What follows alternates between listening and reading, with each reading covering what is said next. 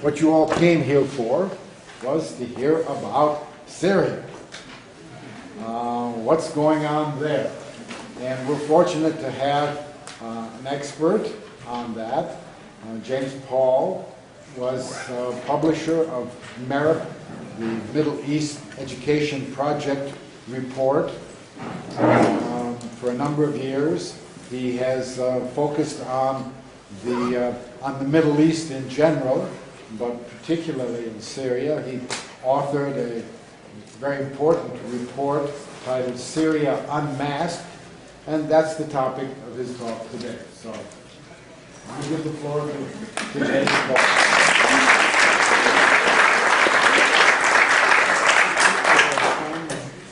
Well, thanks very much, Cliff, and very, very nice to be here in this beautiful city, in this amazing room, really. It's just my head is spinning from this. So Syria, I want to first of all share with you how I got connected to Syria. I've been sort of actively involved with Syria and with Syrians in the secular democratic movement in Syria for quite a long time now, and that was in 1989. The Human Rights Watch approached me. I'd been working at the Middle East Research and Information Project for about 13 years. And they approached me and asked me to write a book for them on human rights in Syria. And it sounded like a great opportunity, but at the same time, you can imagine this is a pretty tough authoritarian regime, and the idea of writing a human rights report about it, especially if I was kind of like waltzing around the country, sounded like a bit of a dangerous business. But I agreed, and I went to Syria for the first time in that same year, in 1989. And during that process, I really got to know a lot of people in the country. And while the political situation was very grave and really there was a lot of bad things going on there, I was really impressed by the Syrians and by the Syrian opposition that even managed to keep going inside this dictatorship. And subsequently then I met quite a few Syrians who were exiles who were in Paris and elsewhere. And then I wrote the book that Cliff was talking about, which was quite successful. And since that time, I've been working with those Syrians, not consistently every year, but many times in the subsequent years. And after the beginning of the uprising against the regime of Bashar al-Assad in the spring, March of 2011, my contact with those people increased very dramatically. I was working as the executive director of Global Policy Forum at the UN, and they wanted to gain access to the UN and so on. So we were very tightly connected. I'll tell you a little bit more about that as the talk goes on. But I want to go back to the time when I actually first went to Syria. And I had, of course, an opportunity to go to many Syrian cities, and Damascus, Aleppo, which has been very much in the news, very badly destroyed. Also, the city of Palmyra, you may have read, not too long ago, was seized by Daesh, or the Islamic State, and all the Roman period ruins have been destroyed, or most of them have. So that was a very, for me, an extremely interesting process to understand, first of all, how does a dictatorship like that work really up close? But also, I was interested in the arts and all kinds of different expressions in Syria and how that managed to continue. Now, one of the things, as I began to write that book, that I knew that I had to look at was the question of intervention in Syria. That Syria is not this isolated place where things go on and dictators rise and fall and so forth. It's part of a global political and economic system. And so I thought I ought to look back into the colonial period. Of course, Syria was part of the Ottoman Empire, and then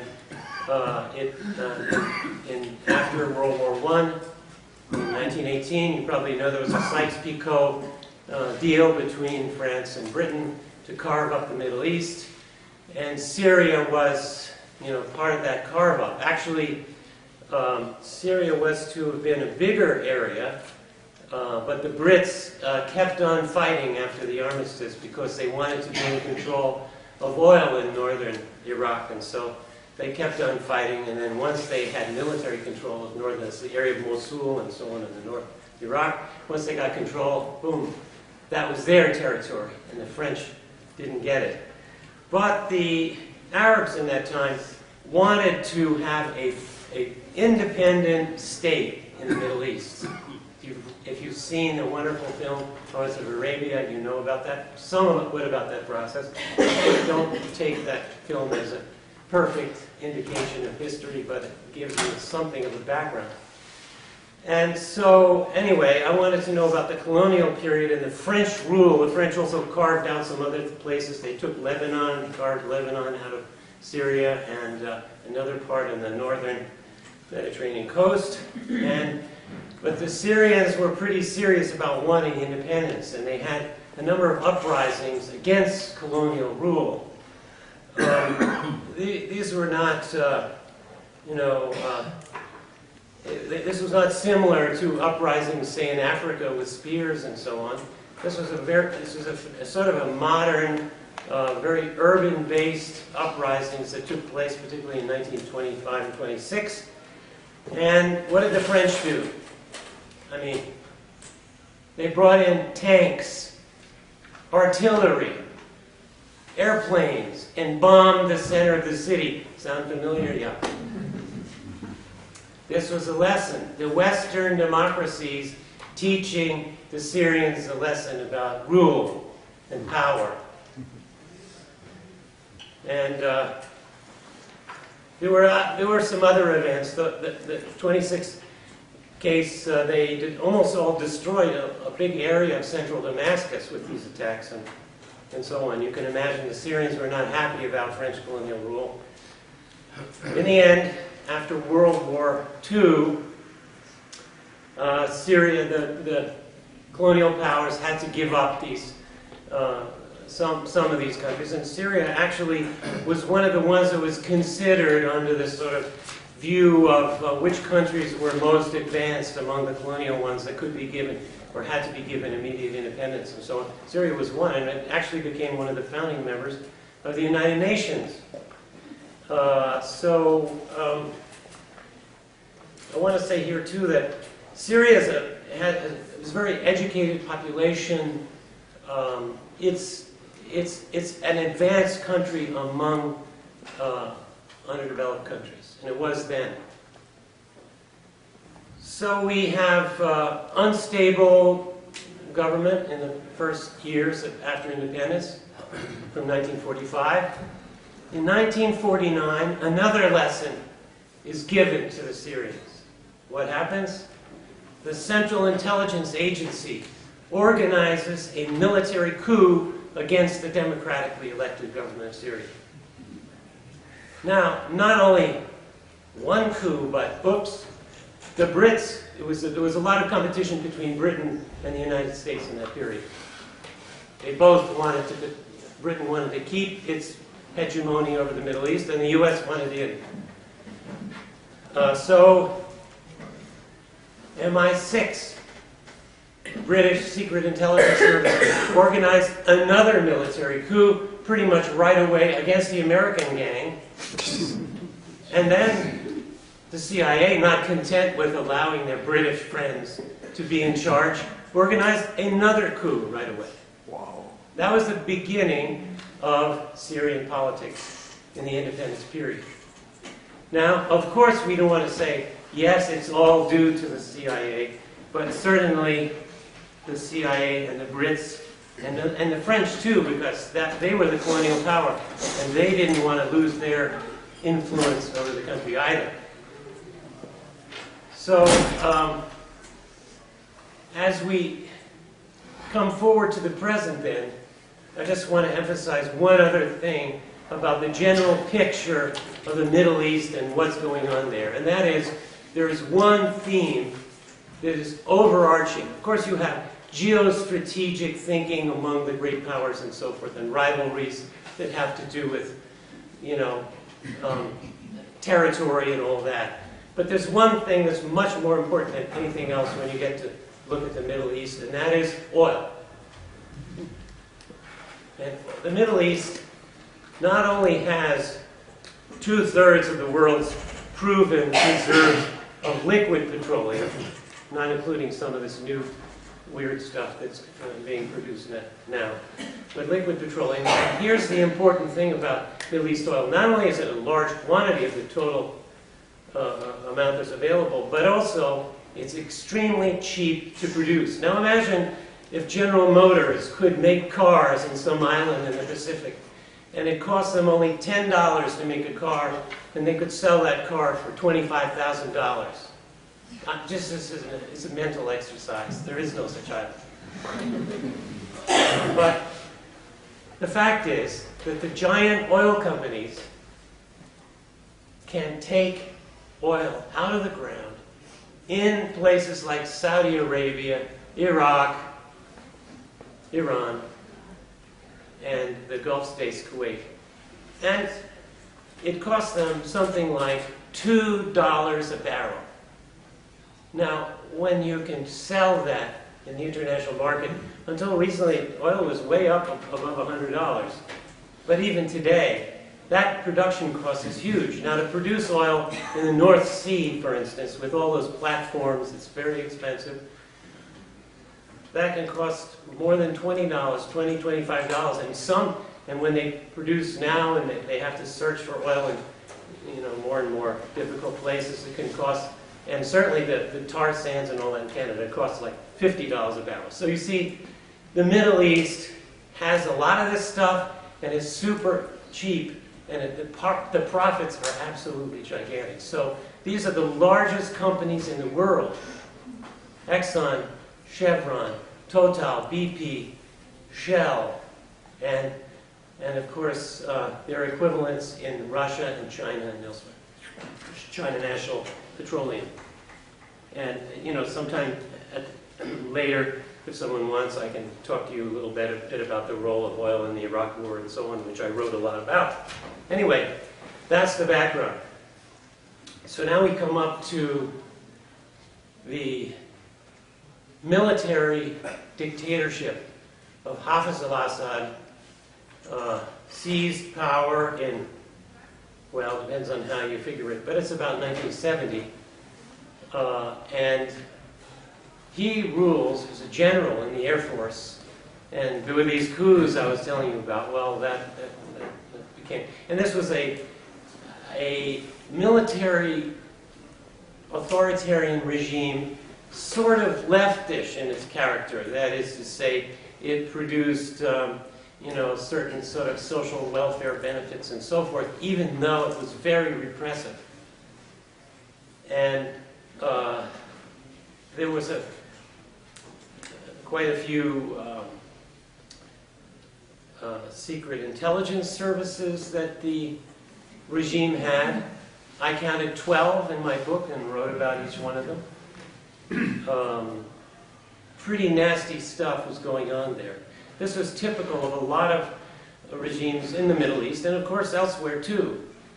This, what was called a radical nationalist regime, was very common in poor countries in the world, and it represented a certain kind of aspiration, a certain effort to be free of foreign rule. And these rulers were always talking about imperialism and thundering about this and that, and of course in the Middle East too, Israel and all that represented. Not to say that occupation of Palestine was a good thing, but these rulers used that as their way of consolidating their rule and getting popular support that they otherwise wouldn't have had. So there's Hafiz al-Assad.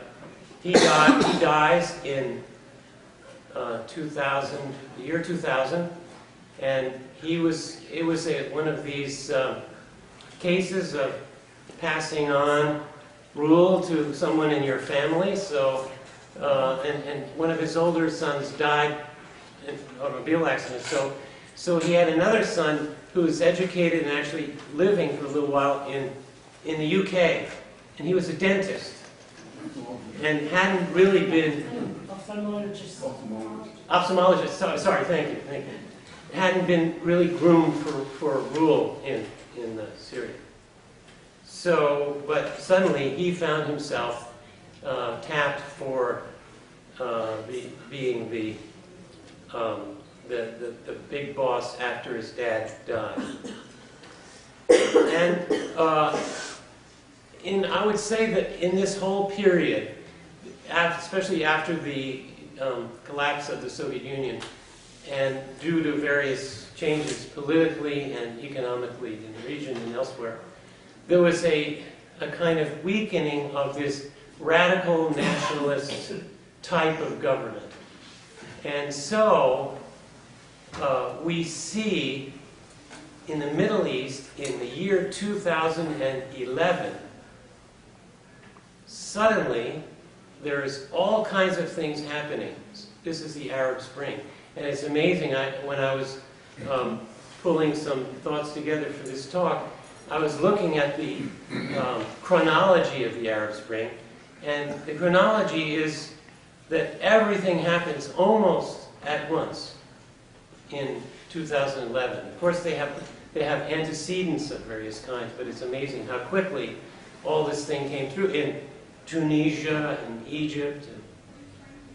And so in March of 2011, there was riots in the streets, demonstrations, perhaps we should say, but very firm demonstrations with a lot of people in them. And this is, yes, at the same time, Gaddafi is, his rule is ending in Libya. So the people that organized those demonstrations, that was particularly in Daraa, which is a town in the south of Syria, that those people were mostly democratic, secular, and nonviolent. These are my friends, more or less, you might say. And the regime, looking around, you know, and saying, well, look what happened to Gaddafi, look what's happened to Mubarak and all, responded in a very, very violent way. And that process then led to other demonstrations. People were throughout the country, went out into the street, and there were some who wanted to take up arms against the regime. The people that I am friends with were very much opposed to that and argued very, very strenuously at that time and since that armed rebellion, it doesn't lead to a good end. But what happened now is very interesting, because the Turkey and Saudi Arabia and the United States, Britain and France, all saw this as an opportunity to make a move in the geostrategic chessboard. And so arms and fighters, Islamic fighters coming particularly from Saudi Arabia, but very often these were people who had experience in Afghanistan and Kosovo and struggles all over, started coming into Syria with support from these various foreign powers that I'm talking about. And it's interesting because there was some shipping. The CIA apparently already by late 2011 was shipping a lot of arms out of Libya, arms that were part of the arsenal of Gaddafi, and they were apparently being shipped across into Syria, and the Turkish government was allowing this to happen, even encouraging it to happen. So there we are. We're seeing then in this Syrian conflict the beginning of various kinds of intervention. Now we have to also recognize that on the side of the government was very,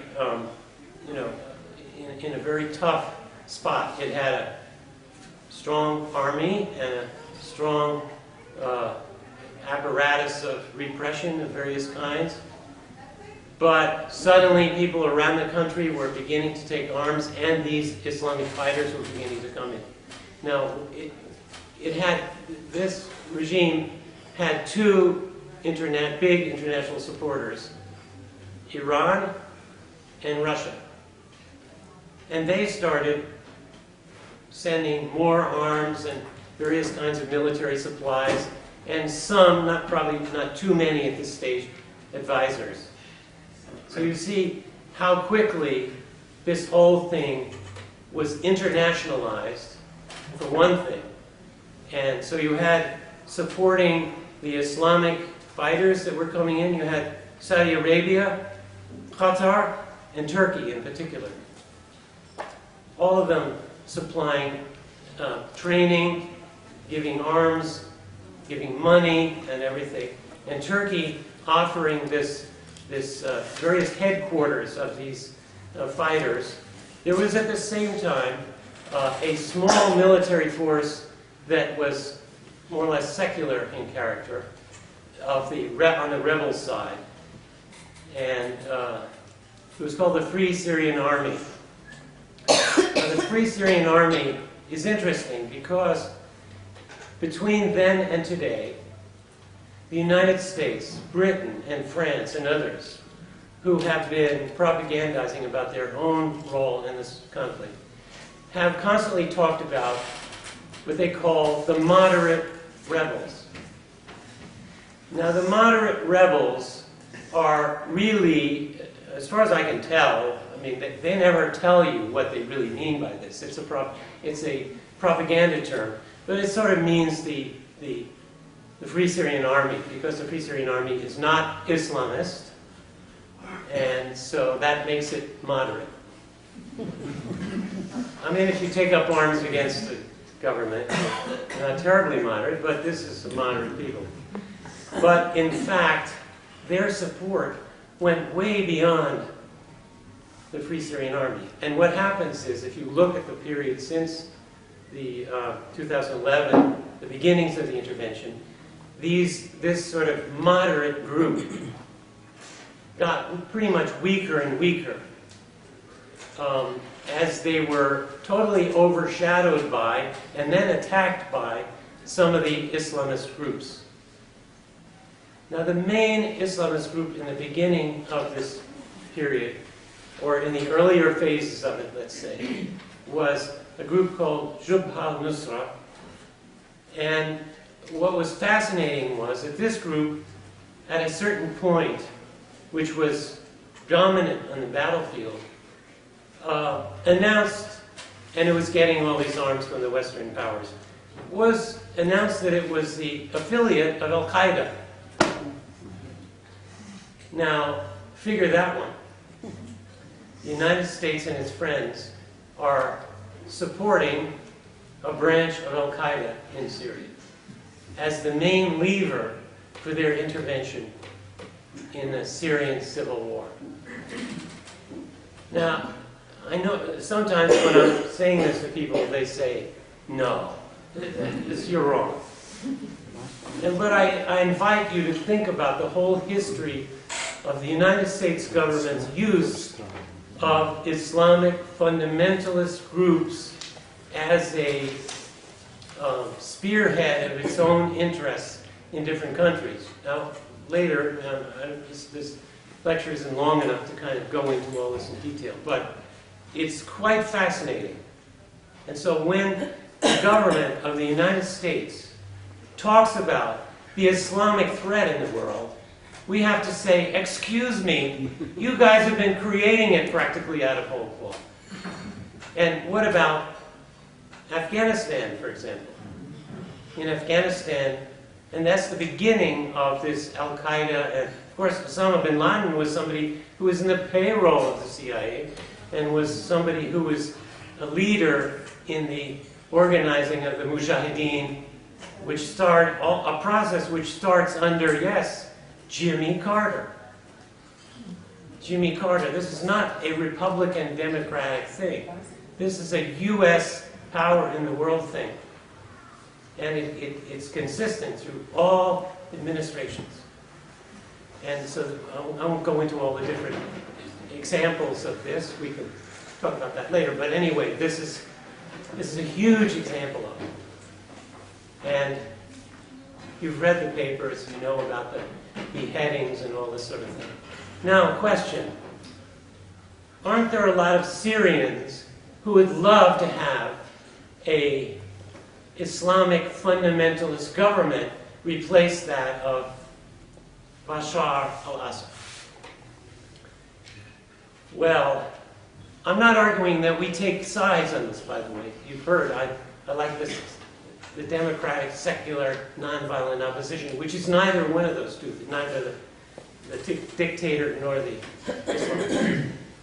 But Syrians, well, aren't there quite a few Sunnis in Syria? Well, yes, I know quite a few of them. Do they want to have fundamentalist fighters running the government in Damascus? No, I'm sorry. They don't. Many of those Sunnis, and the 65% Sunnis in Syria, go to university. They have this one wonderful woman who came to New York as part of a delegation not too long ago. Is an astrophysicist working in London. Syrian, yes. So, I mean, they don't, the vast majority of Syrians think of an Islamic fundamentalist government as a nightmare, perhaps even worse than Bashar al-Assad. So, this is what the United States is cooking up. But it also helps us to understand that it wasn't a cakewalk which the U.S. and Hillary Clinton and Samantha Power and all those people in Washington who thought, oh good, we're going to have another one of these things, there's going to be another little intervention like we do so often, and boom, this guy's going to be out of there. Just like some of the other Arab Spring. Didn't happen, did it? Didn't happen for a variety of reasons, which include international, and we'll talk a little bit more about the international aspects of this thing. But it also didn't happen because Syria is a country where that kind of thing wasn't going to be welcome. But there's also, it's a diverse country. There's the Alawites, you probably know, it's a Shia-related sect, which is the sect of the Assad family and so on. That's about 15% of the country. There's a lot of other different kinds of people. And the Kurds in the north are not enthusiastic about this either. We'll get to that in a minute because they have a very strong fighting force. Yazidis. There's Christian. There's an incredible town in Syria called Malule. That's not too far from Damascus that I visited. And there, this is a Christian town, and they speak Aramaic in that town, imagine. In other words, they've been practicing Christianity in that town since the year 1. Wow. Speak Aramaic. Aramaic was the language of the whole region, you know, at the time of the beginning of Christianity and so on. So it's quite extraordinary to run into people speaking this ancient language. It's almost like saying people were speaking Babylonian in the town. It's kind of that kind of thing.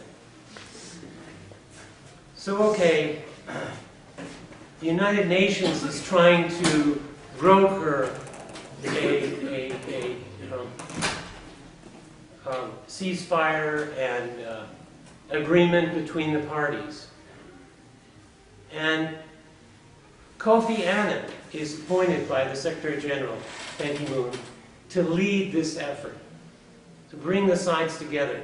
Now it's interesting because the main opposition group that was political as opposed to military and on the ground had a leader in the early phase that actually was in favor of having these negotiations. What happened? The US and the Saudis engineered that he was going to be pushed out. No good. We don't want this. We don't want to have discussions, negotiations, because we're going to win. Yes, it's going to take longer than we thought, but we're still going to win.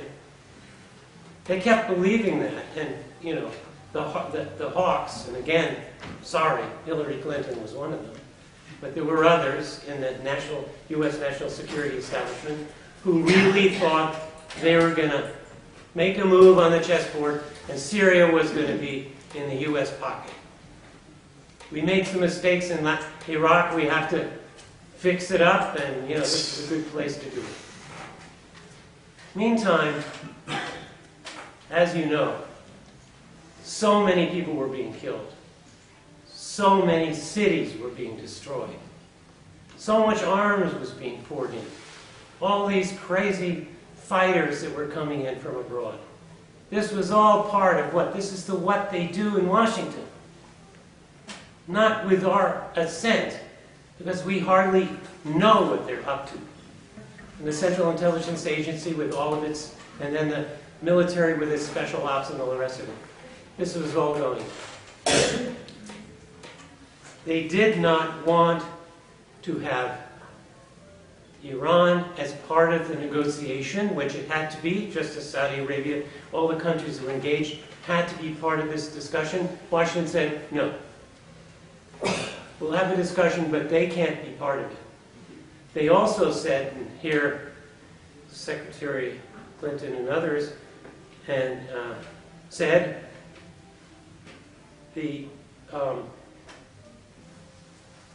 Assad has to step down before we have the negotiations. Now, just as a practical matter, I just point out that if a existing regime in the middle of a civil war, the leadership steps down, what's going to happen? Who's going to lead the army then, and all that sort of thing? The whole country would have collapsed. And they seem to be specialists in that. Look, they did so well in Libya, didn't they? You don't have to like Gaddafi to think that that was a terrible, absurd intervention. And it has led to the destabilization of half of Africa. And just incredible violence all over. And then there's the blowback that started. Not just the blowback into Africa. Well, we don't mind, you know, a few countries having a little civil war. That's part of the game. But when those kinds of fighters and stuff, and those groups start to come back into Europe, in particular, it was Europe where a lot of this was happening, that starts to be a big problem. And then, oh, the refugees. Yeah, we didn't think of that. Hundreds of thousands. In fact, today, the country of Syria started off with about a population of somewhere around 25 million. That's about the size of the state of New York. Smallish as a country, but not tiny. Of somewhere close to half of that population is now either refugees or internally displaced. There's about 6 million, the UN estimates there's about 6 million refugees altogether. About half of them are in Turkey. And a certain number of them are in Europe already. And then others in Jordan and Lebanon and Egypt and elsewhere. So more and more, this thing got complicated. Everyone was intervening. I've already talked about some of the figures, but actually the United States decided that it was going to do this air war against Daesh. And that was principally in Iraq, but now it's spilled over into Syria. And, I mean, the United States started bombing. So did Britain, France, Australia, Norway, I mean, Jordan, United Arab Emirates, Saudi Arabia. They were all bombing. Most of these names are, you know, they began bombing in Iraq, and it's not clear exactly how many bombing. And by the way, Israel was the first into the air in 2000. Let me see if I remember for sure the date. I think it was it was in early 2013, but maybe it was in 2012. They started bombing, and most of their bombing attacks were against shipments of arms that were coming in. Well, I mean, that's an act of war. I mean, you don't just come in and bomb. And so they came in sometimes with 5 or 6 or 8 fighters, in, bomb, go back. That was the first external bombing. I mean, we hear a lot about Russian bombing, and hey, I'm not in favor of Russian bombing either. But I'm saying we have to understand the extent. There are 16 countries that have been bombing Syria. So that the extent of intervention, now some of them, like when Australia sends one plane in and does some bombing, doesn't mean that the Australians have a big stake in this game. But I mean, it's part of the way the United States, you remember with Iraq and how they had the coalition of the willing and all this. Well, this is one of those coalitions that the United States puts together in order to give itself a certain degree of legitimacy. Now, I want to say something also briefly about, speaking of legitimacy. There is this idea that you may have heard of. You may even be semi-persuaded by it. It's called humanitarian intervention, or the responsibility to protect. Now, around the UN, lots of NGOs were buzzing about this sort of thing. And Samantha Power, yes, National Security Council at the time, now U.S. Ambassador to the UN, was a big proponent of this. Michael Ignatieff at Harvard, failed candidate for the Premier of Canada, but a very, very important intellectual. These were people who were, you know, boiling the brew of humanitarian intervention. The concept is, of course, something bad is happening out there. Some mean dictator like Bashar al-Assad. So, hey, we're a democracy. We believe in freedom. Let's go there and overthrow him, you see. So there's certain intellectuals and well-minded, good-hearted people in the public who are persuaded by this. And it sounds, at first, it sounds kind of like, yes, let's do something. But, you know, politics really doesn't work that way. And isn't there a problem about intervening in other people's countries, after all? And isn't the problem, as we saw from the various lessons that I was telling you about, that the Western democracies gave to Syria, do they really have credibility in terms of promoting democracy in other countries?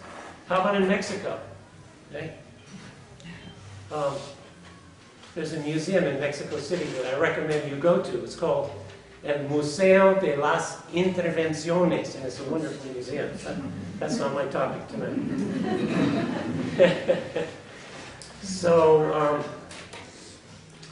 there we are, with all these countries coming in. I forgot to mention, there was a triggering thing that we shouldn't forget that happens just before the outbreak of this. Obviously, the Arab Spring is the main theme, but there is a climate change dimension to this too. The Middle East is drying up, and it's an irony because oil and so on gets burned and creates this. Of creates wealth for some in the Middle East, but not the good life. So in Syria, there was it was the worst drought in 100 years. It started in 2008 and goes through 2011. Lots of people, especially in the north, streaming into the cities like Aleppo. Very combustible kind of a thing, if I can mix my metaphors or whatever. So there we are.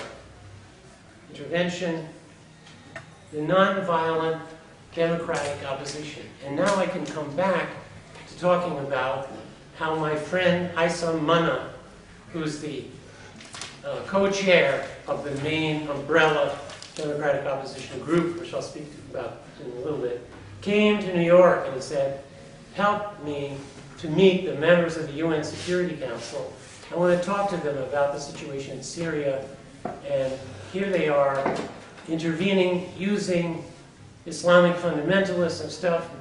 You know, he's too seasoned a political person to think that, to have thought that they were making a mistake, but he wanted to make the arguments and meet with the key ambassadors and stuff. So I said, sure, because I was, you know, working with the UN Security Council for a very long time, watching its work and critically examining it. And so Haitham and I and a couple of others, this Reem Turkmani, the scientist from the Royal Society, who was Syrian, and we went around. And the U.S. mission, we asked for a meeting, perhaps with the ambassador, but sure, we're ready to meet with somebody at a lower level. They said, I'm sorry, we're busy. They did not want to meet with me. And this is a group that represents almost certainly the majority of Syrians. They didn't want to meet. They were still hoping, we're going to win, we're going to win. They didn't want to talk to those people. We went to meet with the delegations of France and Britain. And so I was sitting in the room. It was a fairly senior diplomat in both cases, not the ambassador, but somebody fairly senior. And it was clear that they weren't interested either. They sort of were going through the motions, but not really saying, yes, we want to help you. So you hear so much out of Washington about how they're helping to make the world a democratic place. There's even the National Institute for Democracy. Actually, watch out for those people. National Institute for Democracy, yeah. But anyway, we didn't get to really make much progress. We talked to some other delegations, the Argentines and others, and Brazil. I think it was the Brazilians and people from other continents, but they didn't, and they were very interested. But what was interesting was we also had someone inside the UN, fairly senior person in the UN humanitarian wing, who organized for the UN staff a meeting with Haitham and Reem. That meeting was jammed with people. So in other words, the people who didn't have some national axe to grind, who weren't trying to take over someplace and what have you, they saw the importance of these people and the importance of their understanding of what was going on in Syria. So that's the kind of differences that we see in the political landscape.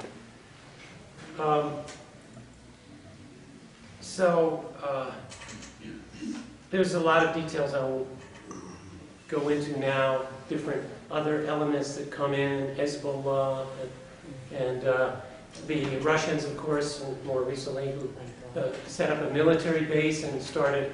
Now that's interesting, the Russian, because there was a change in the constellation of forces in the international system in this recent period, where there was a negotiation with Iran over the issue of a weapons program and so on, and the sanctions.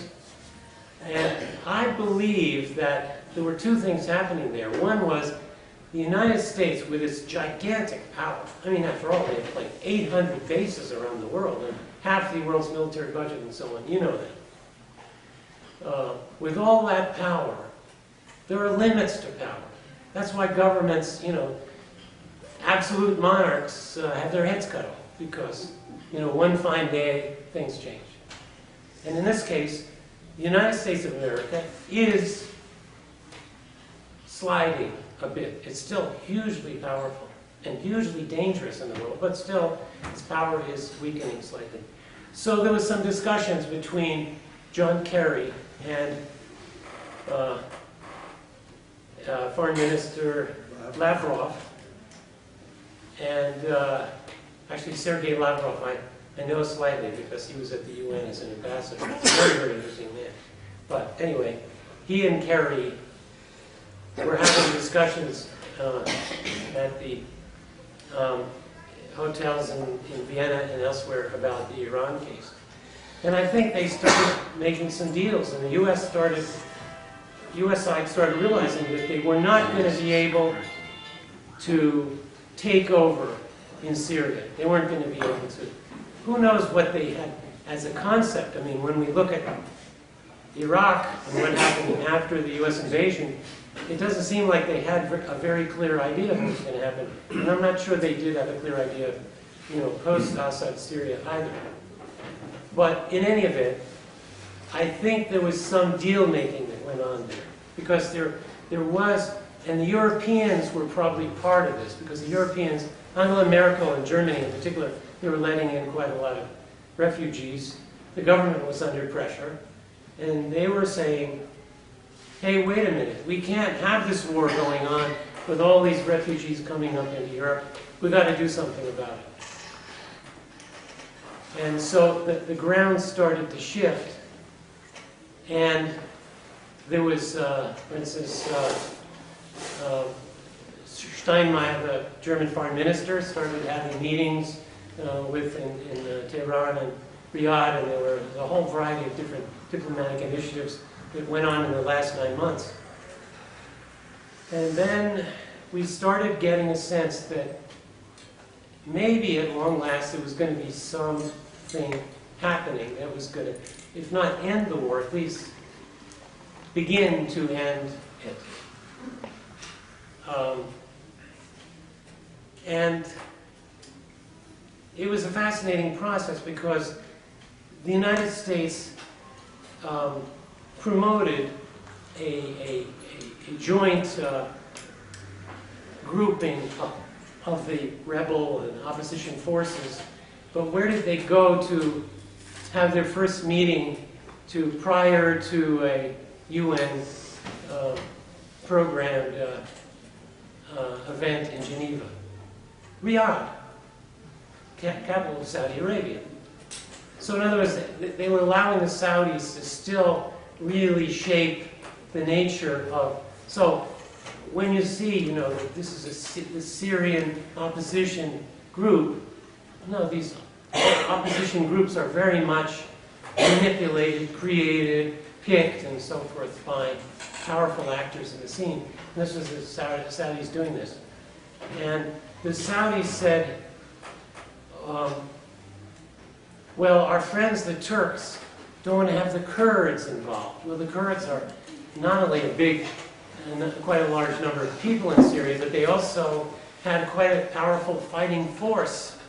The only fighting force that was able, on the ground and in this sort of groups that were not blocked with the regime, that had defeated Daesh and so forth. And the U.S. was even arming them. So here's another complication. The U.S. is arming the Islamic fundamentalists, it's arming the Kurds. I mean,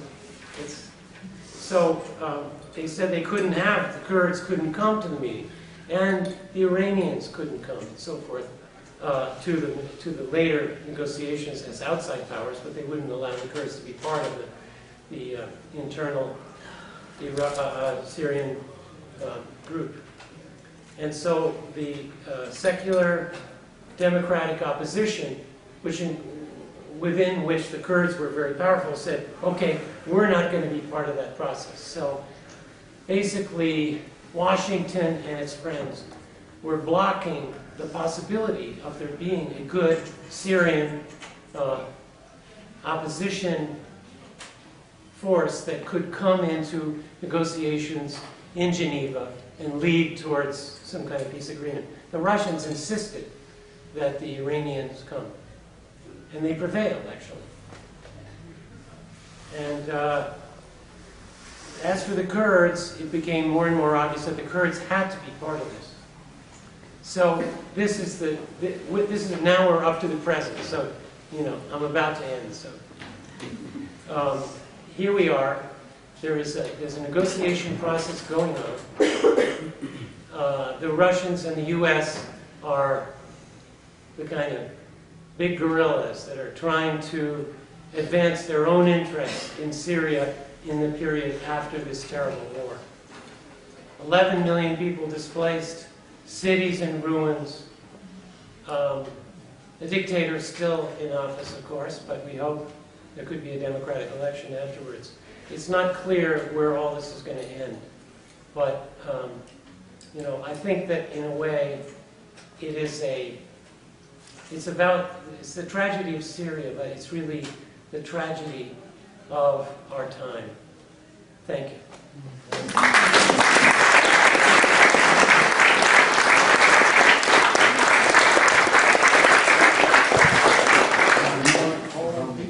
I'd be glad to take some questions. If somebody needs to leave now, that's fine. And yes, ma'am. From your viewpoint and all of the work and experience that you have had, and let's not go back any further than Vietnam, but what is it that keeps the United States government from learning from its past mistakes? I think the only thing we can conclude is that these are not mistakes. They certainly look like it to the average public citizen that's paying for them. Yes, but life, you know, society and politics as it exists is not set up for us. We have to try to make it more in conformity with what we need and want, in more in conformity with human values and all the rest of it. I'm sure everyone in this room feels that way. But politics is very far away from that, and it's gotten farther away, I think. Unfortunately, I feel like, well, I spent my life working on improving things, and oh my God, what happened in the Middle East especially. But anyway, I mean, I think we draw back from thinking that, I mean, it's, in a way, if we think it's a mistake, then we think that perhaps they're good-hearted people who just did the wrong thing. But no, I don't think so. I mean, actually, the longer I've worked on international affairs, the longer I have examined what's happening in Washington, but not only Washington, in London, in Paris, in Moscow, the more I think that what goes on, those people they're monsters, let's face it. They're ready to destroy a whole country like Syria, but not only Syria, Iraq. I don't know if you were to put them in a scale and say which one was worse. And look at Libya today and so on. That they did those things. They bombed. It's clear in Iraq in the sense that there's an estimated 1 million people that died in Iraq in the war and the occupation period as a result of mostly of military activity by the United States and its allies, which was minimal.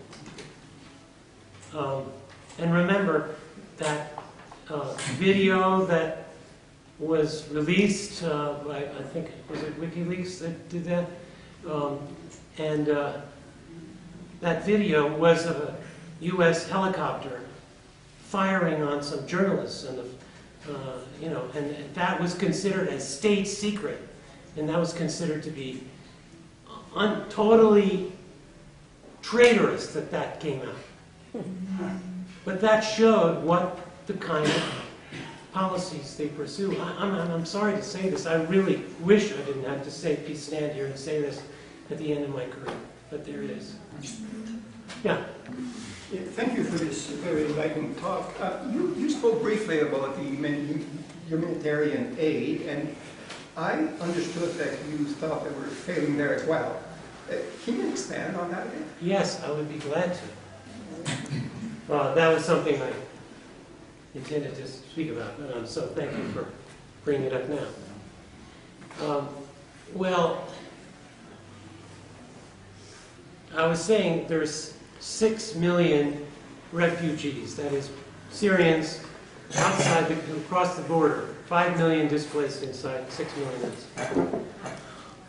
So all of them are possibly people to be helped by humanitarian assistance. But the easier group to be given assistance is the group outside, because they're not in the middle of fighting. Now, in Turkey, let me put it differently. The United Nations Office for the Coordination of Humanitarian Affairs is a big operation, and they coordinate not only the direct UN operations in humanitarian assistance, along with the High Commissioner for Refugees, but also all the NGOs that are helping us. Now, every so often, usually once a year, they have it's called a donors conference. And they say, here's what it's going to cost to feed, clothe, and have tents and so forth for these Syrian refugees, mostly in Turkey, but in these other countries too. In 2015, they had a series of these, and as often happens, not enough money is pledged by the rich countries, who have no problem buying fighter jets and everything else, but when it comes to refugees, oh, I'm sorry. But also, they make the pledges, but then later they don't pay the money. So there's two forms of shortfall. Now, in 2015, with this gigantic crisis in Europe and all the refugee flows, it wasn't only Syrians, by the way. There were people coming from, Afghanistan, Somalia, other places where intervention and responsibility to protect has led to very large numbers of people fleeing. In 2015, the amount of money that they had available, the UN and everyone put together addressing these refugees, fell to such a low level that they had to announce, first of all, they cut the entire budget. They had to cut the budget. They keep hoping they're going to get some more money sometime soon. You can imagine how hard it is.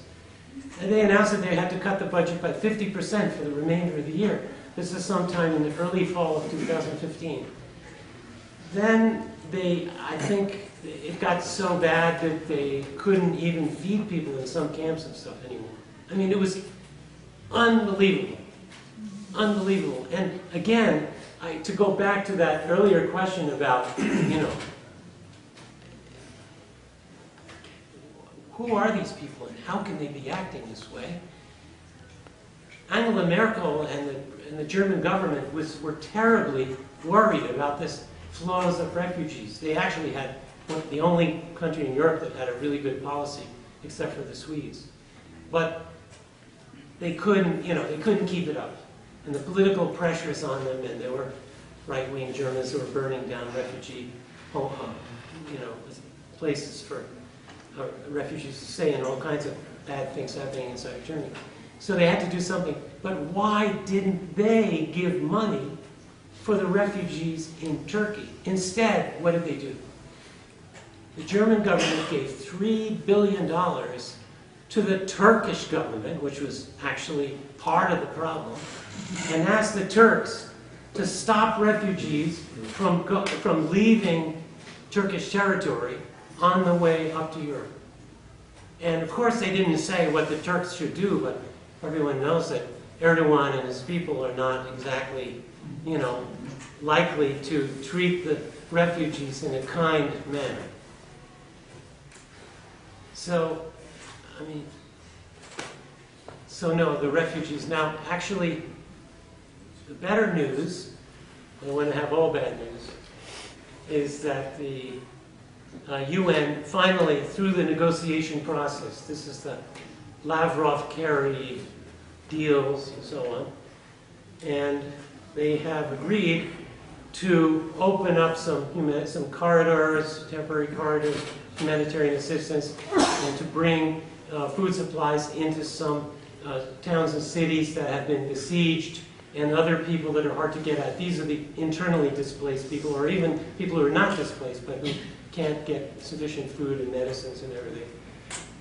So there has been, just in the last 3 or 4 weeks, a fairly substantial movement in the part that has the most visibility. I don't have the latest news on, I think that the European Union did give some money to the UN to improve the funding of the refugees, and who knows, I mean, this is, even if the fighting, we now have I think there's something called cessation of hostilities that just went into force very recently, just in about a week ago, or 10 days ago. And there should be new discussions. It's ongoing. There's absolutely every day. There's new meetings and discussions, and it appears that there's some progress on this. But the question I have about Syria going forward is, what is it going to look like? I mean, is it going to be a U.S.-Russian consortium? It kind of looks like that's kind of what's going on there. I don't think that's so great. I'd like to see a future where my friends in the secular, democratic, nonviolent, the people who've been against the dictatorship from day one, those people should have a good chance, should be given a good chance to run for office and to test their support, which I believe is very great among the Syrian people. Any other questions? Yes, sir. I heard Robert Kennedy Jr. say that it's also about pipelines, the old oil pipeline business, that Europe and Saudi Arabia and Iran and the Gulf states have a lot of natural gas that they'd like to send to Europe, and then Europe wants to end their dependence on Russian natural gas, but then Russia wants to work with Iran to ship more natural gas to Europe. So it's back to the old gas and oil business. Yes, gas and oil, and I mean, these are like what I was talking about, like geostrategy. I mean, they're always thinking about territory and what can we do, and this country's next to that one, and this one, we have a base here, and we can do that. Yes, so these are elements of the picture. But I think the oil, and yes, I'm glad you mentioned gas, because natural gas is a very important part of the whole thing. And it's usually gas and oil are located in the same place. Okay, another person? Yes, in the back. During the Cold War, Moscow and Syria had a close relationship, and Moscow is known to have been helping to fund arms with countries that we were not friendly with, right? It was kind of a stage for the Cold War. So my question is, with Moscow now entering this agreement, are we going to be, shouldn't we be concerned that Russia, again, is going to try to maintain such a huge sphere of influence there? Well, yeah, the question is, Syria had an alignment with the Soviet Union back in the time of the Cold War, and is a possible outcome of the present conflict that the Russian Federation, as the inheritor of the Soviet Union, gain new influence, negative influence, I think you meant, in the region. Well, I was saying that I think that's why I didn't like the idea of a Russian-U.S. I mean, I don't make a big distinction between, the nasty Russians and the leaders of other major powers that, I mean, what I've been talking about in the United States, I hate to say this, but, can you imagine, is Putin all that much worse than, well, I won't mention his name, but the President of the United States? I mean, they're doing the same kinds of things. It's just that it's our team, And so I'm not that enthusiastic about Russian-U.S. consortium in Syria. Russia, in fact, is not the same as as a Soviet Union in terms of its global, but the present president of Russia wants to kind of affirm the national power of his country after that power was rolled back in Eastern Europe, for example, in a very aggressive way. Some very, very major U.S. analysts who've known Russian and Eastern European politics for a long time have been arguing for the last 15 or 20 years that this was very bad for the U.S. to, right after the end of the Soviet Union, to start rolling NATO forward into that area. But whatever, I don't think exactly like those people, but I think we really want a world that doesn't function on the basis of geostrategy, who can put a base where, and all that sort of thing. So therefore, we don't want to be, we don't want to say, oh yes, Putin, good, stand up for yourself against the nasty Americans. And we certainly don't want to say, America, good, sock it to them. And we have to, I'm arguing to you now that we should be taking a different posture, that we want a different world than the one that the people who run the national security establishment in these great countries want to see. It hasn't been good for us. But thank you for your question. Another, yes, ma'am.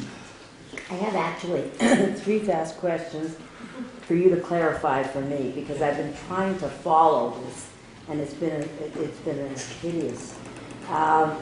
First of all, when I read a report from a former, high up of the government, but anyway, retired, and his thesis was that the U.S. coalition, which was supporting ISIS at that point, wanted exactly what you said. If Assad would step down, that's what the U.S. has been pushing, the country would collapse. And that was the aim of the United States, to have the country collapse, destabilize so they could get in and then can control the oil, etc. But what they were hoping, ISIS then, would be fighting in the center with Hezbollah, because that's what they thought they would. That was, so clarify this right or wrong. The other thing that I read, or that I've been trying to follow, was, and by the way, I sort of breathed a sense of release when Russia got into this, because the U.S. was just, going ahead and, supporting all these horrible countries. And finally Russia gets in, and there seems to be some movement towards peace. Anyway, so you can clarify that too. And the third question I have is, I was under the impression Saudi Arabia, an ally, a wonderful ally of the United States, was the big supporter of Islamic fundamentalism, that they supported with schools, with whatever, that the hub of Islamic fundamentalism comes from Saudi Arabia. I may be all wrong, but this is what I've been reading in what I'm reading. Well, it's true that Saudi Arabia, the government, has a particular form of Islam. It's called Wahhabi Islam, which is quite fundamentalist in its character. And it's not a form, that if you look at Saudi Arabian society, it doesn't seem very appealing, and it's amazing that it's held together with this corrupt royal family and so on, and justice that involves beheadings and beheadings. That sounds familiar, doesn't it? It's something they do in Saudi Arabia on the basis of state executions, but also we know it's done by the Daesh and so on. So yes, they actually have, they support schools, Islamic schools all over the world. Saudi Arabia does. And the United States, and these schools are places where very often jihadis are recruited. So that is a bit of a problem. And the United States and most countries don't want to mess around with that. Why? They say, well, but Saudi Arabia is such a great market for our arms. The United States, by the way, I think SIPRI I just released a report on the arms sales. I think the United States sells more than a third. I think it was 40% of all the heavy arms, not like automatic weapons, but big planes and ships and everything. The United States sells a lot. And also the permanent members of the Security Council, those folks that are supposed to be preserving peace, international peace and security, are the main sellers of arms in the world, plus Germany. Makes some really cool tanks. But if you want to buy a tank, that's where you go. So I don't know. Your questions were very interesting, but they would require another 45 minutes. I'm not sure the audience wants to stay. But basically, and I think it's important to see the complexities of these situations, you know, and who is supporting whom and why and so on. I tried to give you a general picture without getting too general and give you a fair amount of detail.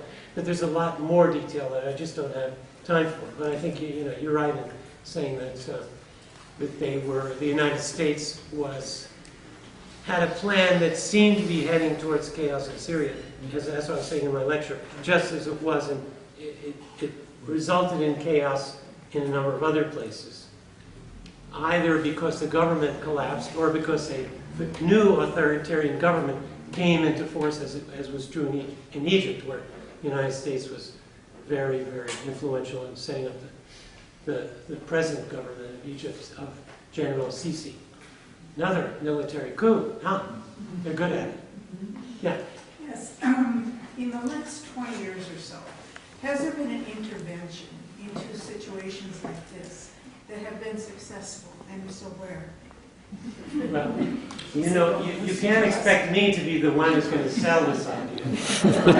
If you go to the people who promote the idea of responsibility to protect, they try to come up with some ideas of what was successful, if you want to call it. Personally, I think intervention is by its very nature a oppressive kind of thing to be doing. And whether it was General Pershing coming into Mexico in 1910, or whether it was the U.S. Navy bombarding Veracruz, also at the time of the Mexican Revolution, those were not responsibility to protect either now, were they? So actually, I decided one time in Global Policy Forum to look all the way back in the history of the United States and see all of the wars and interventions. And there's been at least one, and sometimes two, every year since, well, not 1776 so much, 17. And once they got a constitution, they got enough money to have a real strong armed forces. And the Marine hymn? It says, from the halls of Montezuma, Mexico, to the shores of Tripoli, North Africa. And those things happened. In fact, it was the U.S. naval intervention against what are called the Barbary pirates in U.S. History books. That was very early. The U.S. was already doing what the military calls power projection. In other words, taking your military force and going somewhere else, way out there, and beating up on someone in some foreign place for your interest. So if you add all these things and interventions in Haiti and Brazil and this and that, around Vietnam and so on, many of you know many of those cases, but what was overwhelming to me was to see how many of them and how consistently they were going throughout history, whichever the administration was, whatever the political complexion was, they were still at it. And we have to say no. I still have questions. I hope the organizers think it's okay. Maybe we can just say, please, those who need to go, go. And I don't mind answering a few more questions, but I understand you may have other things to do. There's some nice dancers up in the Jardines. By the way, I wanted to announce that, contrary to rumor, I am not Vicente Fox. Thank you very much.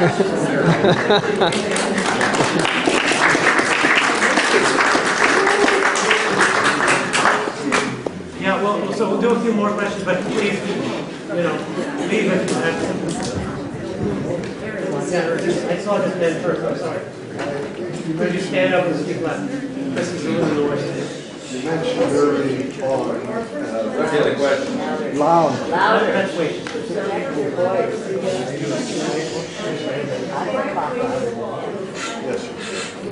I noticed that. You mentioned at the outset reference to Jimmy Carter. Yes. What is it that he did or didn't do that you were referring to? Well, Brzezinski. yes, he had a national security advisor named Zbigniew Brzezinski.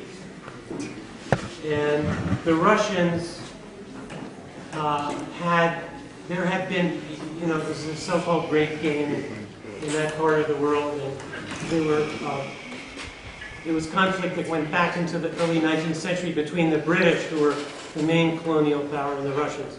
And in this case, it became a conflict for, geostrategic hegemony in that part of the world between the Russians and the U.S. And the Russians were quite influential in, I won't go into all the complicated history of Afghanistan at that time, but they were influential, and so Brzezinski told people in the U.S. national security establishment, as I understand it, that, they were always criticizing us for Vietnam, so we're going to create a little Vietnam for them. Now imagine the cynicism of this. Create a Vietnam, all those people that died, whole country destroyed. He wants to do it again. So, they lured various ways by, manipulating internal politics in Afghanistan and so forth. They lured the Russians in with advisors and so forth, very similar to Kennedy sending in advisors into Vietnam. And the next thing you know, Russian forces started to come in to Afghanistan because there was the beginnings of a kind of civil war. And the U.S., along with the Pakistanis and the Saudis, decided that the best way to oppose the Russians were promoting a secular government. Not a democratic secular government, but a secular government in a country that was quite backward and not too keen on secularism and girls in school and all that sort of thing. So that they saw that as a lever. They will use any lever in the most cynical manner, and this was the lever they were grabbing hold of, to have a Islamic fundamentalist fighters that would be trained in Pakistan, and they would go in and fight the government and the Russian forces. So that was the beginning. Jimmy Carter was the president at that time, and actually and then that was followed on by, subsequent administrations. Reagan was very happy with that policy. Saudi Arabia helped to pay for it. The CIA was very involved, and it was Osama bin Laden, as I said earlier, was one of the leaders of that Mujahideen movement that became the nucleus of the Islamic movements later, and of Al-Qaeda. So that was Jimmy Carter. We could say Jimmy Carter was the founder of Al-Qaeda. How about that? We thought it was George Bush. I know, but that's why I made sure to say Jimmy Carter, because I think it's important to realize This is not a partisan policy. Yeah. Given that things that take a long time to break, meaning take a long time to fix, if you were to start tomorrow morning as the major national security advisor to the president, either this one or the next one, how would you outline a strategy to Would I be Donald Trump's? Yeah. national security? how would you I would have many arguments with the president. How would you outline a strategy to unwind what you have argued are these series of ill-advised interventions? It's not ill-advised. I cannot answer that because it is, in the first, not only would I never be asked to be National Security Advisor, that's obvious enough, but I wouldn't want to be National Security Advisor because you're talking about a global apparatus of power. So it's not about changing this or that intervention. It's about changing an entire system of the way the United States is in the world, and maybe the United States is, period, because after all, if it started with the wars against the Barbary virus and came up to the present, this has to be something that transcends anything. I mean, you know, if Thomas Jefferson was doing it, or whoever was the president then, and they didn't have huge numbers of national security advisors, CIA, you know, drones and all that stuff back then. They had a few pretty solid naval ships and some idea about their role in the world. So I don't. You see what I mean? It's like saying if you were to be president of the United States. Now, actually, as I understand it, Bernie Sanders has been saying a few things about this particular dilemma. Is that if you suddenly find yourself in office, but you're surrounded by this whole state apparatus. In fact, some of my friends in Syria said this too.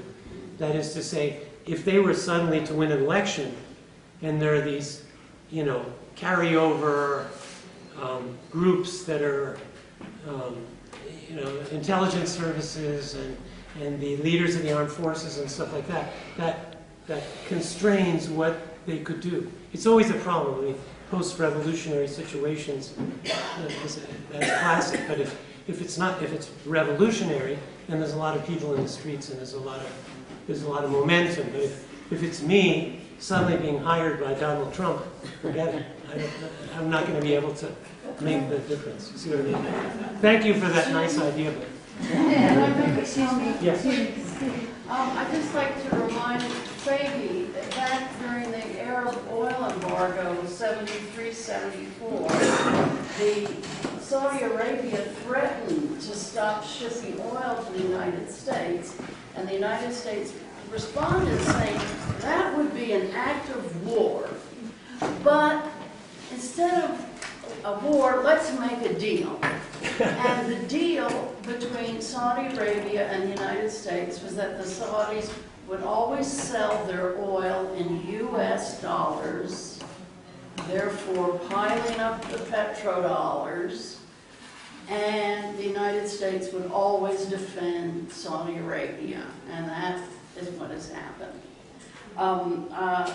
Back in, another thing that we need to keep in mind is back in '92, Dick Cheney and Paul Wolfowitz decided that there were 7 countries that needed regime change.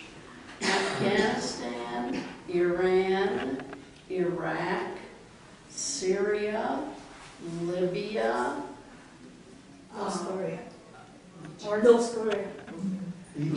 Oh yeah, North Korea. North Korea. What was the other one? Egypt?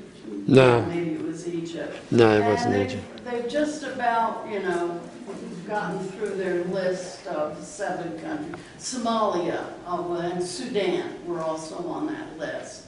But ever since at least '53, when the CIA overthrew Mossadegh in Iran, the United States has backed religious fundamentalist against secular democratic governments in the Middle East time and time again. Nasser in Egypt, and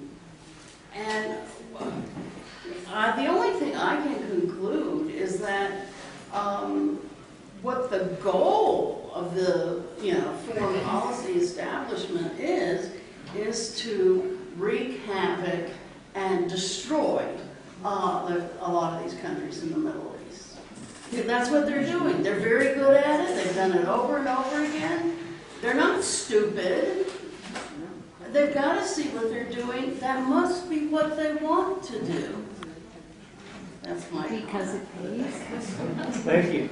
Thank you. Yes, sir. So, there's I'm told that there were about 6 million Christians in Syria. I don't know if that number is exactly right, prior to this whole conflagration. I'm sure a lot of them have gotten out. Is there any future for them after?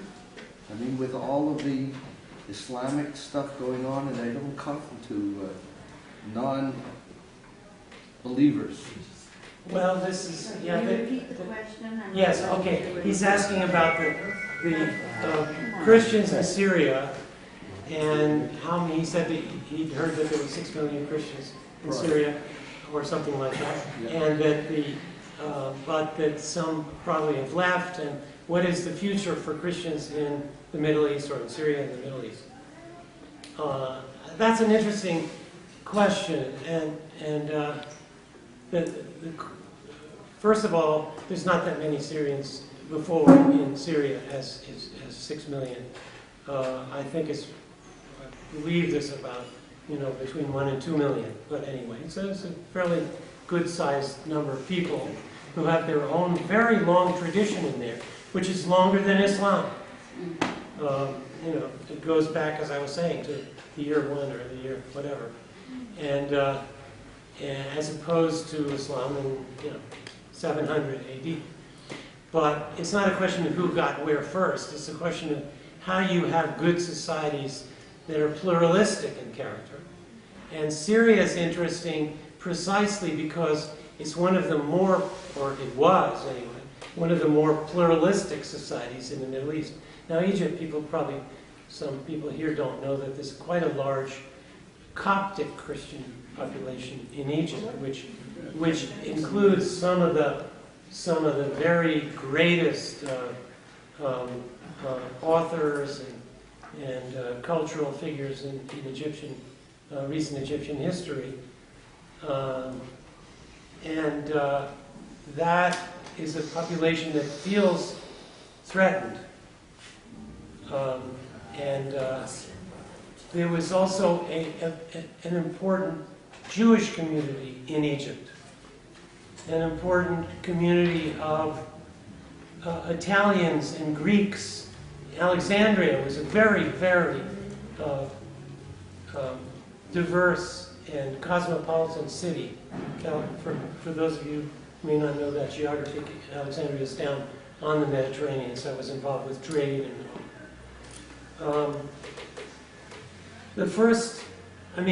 the colonial period was actually not during the colonial period. The European colonial powers created problems for the religious and ethnic minorities by using them against the majority through incorporating them into special military units, for example, and giving them special privileges and so on. Divide and rule, it's called. Then, after the end of colonialism, there was a fair amount of resentment against these communities some troops with those nationalities had, killed my grandfather and so on. So it didn't create a very good post-colonial situation. And the first wave of politics then was nationalist, independence nationalism or radical nationalism. We take Nasser, for example, and the Nasserite system in Egypt. In the first, there were several reasons that the Jews in Egypt left, and I won't go into all the details, but in any event, they did not feel completely comfortable and safe, even though they and their families had been living in Egypt for hundreds and hundreds, maybe even thousands of years. And were very well integrated into the society in terms of their again, literature and everything else. Yes. They had to leave because the Egyptian governments, successive Egyptian governments, didn't give them nationality. They didn't have Egyptian passports. There, okay. All the Jews. Yes. Yes, That's one. I didn't. There You said they were integrated, so. Oh, before. No, I meant that they were integrated socially and so forth into the country, and nobody had passports back in the day. It's a fairly modern thing. That's what I mean. So when it comes to having passports, then the Nasserite government wasn't ready. So they made it hard, and pretty soon, and for various reasons, and the '56 war was also a precipitating factor. Anyway, most of the Jews in Egypt left. And these things, and also the other populations in Alexandria and stuff, also departed. So already under radical nationalism, this was theoretically a secular government, not emphasizing Islam, was saying Arabism is our way. And these people are not Arabs. They're something else. So they're, a foreign body in our political life. This was a shame. But I was trying to suggest that it was a colonial responsibility in part for this, as well as the various ideologies that were driving this regime. Then you have Islam coming along, and with Islamic governments, things get even worse, where a religious test comes into play. And that's where the Christians, and the Christians feel threatened in Egypt. I think the Nasserists were not too, they were ready to tolerate the Copts. Of course, that population was so huge. But now, the Copts of Egypt feel under threat. And certainly the Christians do. And Christian towns, in fact, the Islamists captured Malule briefly. And I was really terribly worried when I heard that. I thought there might be just a bloodbath in there. But somehow or another, they were driven back, and they didn't maintain. But we saw the other minorities who were in the northern part, western corner of Iraq. There's a lot of Yazidis and other kinds of. Some of these are, groups that are very, very old, that have been there for a very, very long time. They'd have their own villages and so on. And sometimes those villages have been attacked, many people killed and so on by Daesh. And so it's sad because this is this diversity, and I think the best in the United States. Of course, Mexico is a very diverse society too in its own way. And so we know that diversity creates a vibrant national society, and when you eliminate diversity, you do a big blow to the life of the country. And it's a shame that this is happening. But I think it's hard to imagine that there's going to be a lot of Christians going back in or feeling safe and all.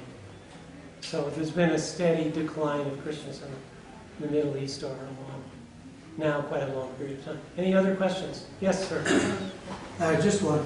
I'm Canadian, and you're probably aware that Canada's decided to withdraw its F-18s from its foreign missions and replace it with ground advisors, which I think, but I'm not clear, are to advise the Kurds directly.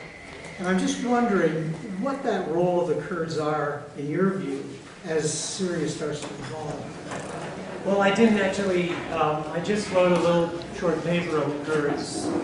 And the Kurds play a very, very interesting role in Syria right now. You may know that Kurds are are located across 4 different countries: Iran, Iraq, Syria, and Turkey. And there's a total of, I think, about 30 million Kurds altogether. And Kurds have, at different times, wanted to establish an independent country in Kurdistan. But there's different views in the Kurdish political groups as to whether or not they should have independence or whether they should remain within the national countries as an autonomous area and so on. It's very explosive in the case of Turkey but it's explosive in all these societies, and certainly in Iraq there was a big conflict between the Iraqi government, especially in the period before the fall of Saddam Hussein. Now, since then, they've had a kind of quasi-independent area in Iraq. In Iran, no. Because of the United States. Yes, because the United States, well, they actually gave them the air cover. It goes back to the first, the Kuwait Gulf War, and when they started giving air cover to Kurdistan. Anyway, let me see if I can just sum it, because it's quite a story, but it's kind of difficult to sum it up. I mean, Turkey has a large Kurdish population. It has there is this sort of radical mixture between radical nationalism and Islamic government of Erdogan, and they have been in conflict both under his government and prior ones with the Kurds, who were demanding, some kind of extensive autonomy or a Kurdish state. And so the Turkish government is very worried about Kurds in Syria along its southern flank to be, having increased power and military capacity and all that. So that's why you have a situation where the United States is arming the Kurds, and the United States' ally, Erdogan, and the Turkish government, is fighting against the Kurds and giving artillery barrages across the border and all the rest of it. I mean, it's this whole thing. I mean, that's why I couldn't talk about all that in my speech, because I felt like it was just, I'd go on forever. But anyway, so the Kurdish element, I just want to say one more thing about the Kurds, which I mentioned very briefly before, and that is because the Kurds have a very strong fighting force, and the Peshmerga, they call it, and the Peshmerga, were already developed in Iraq and also in a kind of clandestine way in Turkey. And so it's not a surprise that the Syrian Kurds would have an organized Peshmerga that are very well known to be very good fighters. I mean, they're like the Gurkhas, they're really fantastic fighters. And they were able to take control, after 2011, they were able to take control of Kurdistan, which is quite a large area in northern Syria, and more or less rule it, although they were, I say more or less because there's, ebbs and flows and so forth. But they ruled this large area. And they were getting arms from Germany, the United States, and various others, especially for them to fight against the Islamic State, Daesh. And then, as I was saying, the Kurds. But what's interesting politically is that the Kurds in Syria are not Islamists. They practice Sunni, a version of Sunni Islam, but they don't believe in an Islamic state. So therefore, they become allies with the secular democratic opposition within Syria. And that means that the secular opposition, which is many of them non-violent groups, actually are aligned with this, military wing of the Kurds. And so that gives them more leverage in the bargaining table with this bloc. And so if there were to be elections that the Kurdish bloc would represent quite a substantial bloc, and then the secular democratic opposition. And that gives it a lot of leverage. Now, the Turks said, we are absolutely opposed to those people ever appearing in Geneva at any of the talks, as I was saying earlier. And there's a lot of different ways that they're trying to organize it. That Stefan de Mistura, the UN Special Envoy, is saying, well, we can have a room over there. The Kurds are going to be there, along with their friends in the secular opposition, and the Islamic groups and the sort of new Syrian, Syrian army. I mean the rebel groups are going to be in one room, and that's going to be, we're going to recognize that as the official negotiating group, but actually there's going to be these other people. And that's to try to get around the Turkish opposition. So it's, again, that makes all this very complicated. But the United States has, as I was saying, softened its position with respect to Iran, softened its position with respect to Assad, and the U.S. seems ready to allow some kind of process to go forward. Let's hope so. Anything more? Yeah, go ahead. A co-student of mine in Boston gave me a huge, thick book. I'm still trying to get through it, to understand the culture. His family had sent him over here. He's now the civil king of Iraq. And it was published, it was for me to understand the culture. It was published by Aramco. What has happened with this one? What are they doing? Aramco. Aramco is the world's biggest oil company. It is the outgrowth of an agreement signed on a U.S., I think it was a destroyer, in the Red Sea between Franklin Delano Roosevelt and the King of Saudi Arabia, King Faisal. King Salman, I'm sorry. It gave the United States, for a certain amount of money, I think they said, we'll pay you $25,000 a year. Sounds great, doesn't it, Your Majesty? And all you need to do is give us all that sticky stuff under the sand. And so Saudi Arabia then became sort of a client state of the United States. Saudi Arabia was barely even in existence before then. It was little, it was mostly, insofar as it was a state in the Arabian Peninsula, it was either in the Persian Gulf Emirates or else just along the Red Sea there. But it became a modern state, and not very modern, but it became a state. Saudi Aramco started out being called Aramco, and it had a variety of U.S. oil companies that were in a consortium. And it gave the U.S. oil companies the richest oil supply in the whole world. And at a certain moment in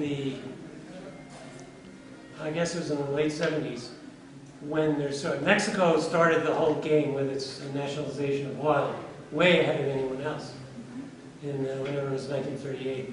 But in the rest of the world, there was a variety of nationalizations, and Saudi Arabia, and this shows you how complicated history is. It's not just, how did this great power, which Saudi Arabia was a client state, agree to allow the Aramco to be nationalized? But it did. It did happen. And that became Saudi Aramco. And the Saudi Arabian government derives almost all of its revenue from this gigantic oil company. And they also have a tremendous influence over the price of oil. And recently they've been producing a lot of oil and hold the price down. That's it. I have to stop there because I don't want to go into too much detail. But there you are. That's the way to go. Yeah. Yeah.